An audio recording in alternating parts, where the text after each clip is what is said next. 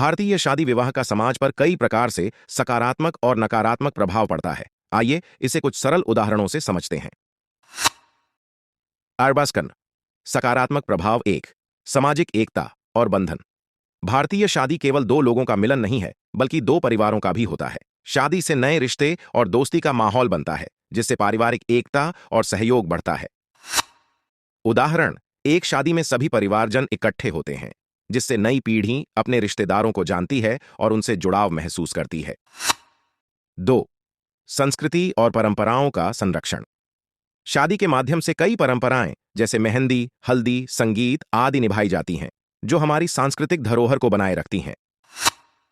उदाहरण, शादी समारोह में पारंपरिक संगीत, नृत्य और रीति रिवाजों का पालन किया जाता है, जो संस्कृति को अगली पीढ़ी तक पहुंचाने में मदद करता है।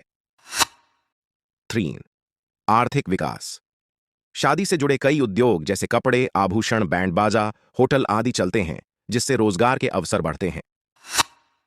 उदाहरण, शादी के सीजन में बहुत से लोग होटल, केटरिंग और डेकोरेशन के काम में जुड़े होते हैं, जिससे आर्थिक वृद्धि होती है।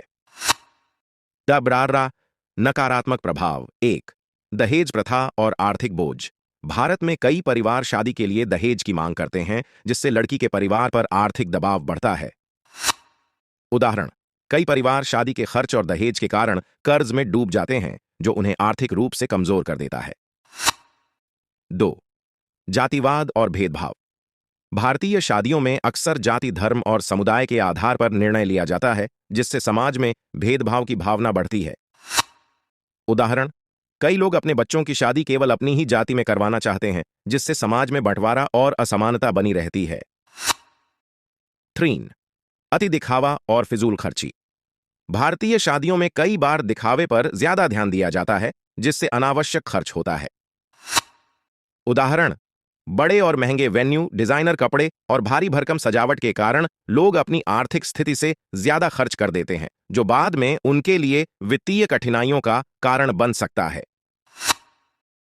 इन उदाहरणों से यह स्पष्ट होता है कि भारतीय शादियों के अपने सकारात्मक पहलू हैं, जैसे सामाजिक एकता और सांस्कृतिक संरक्षण, लेकिन साथ ही इनमें कुछ नकारात्मक पहलू भी हैं, जो सुधार की आवश्यकता को इंगित करते हैं।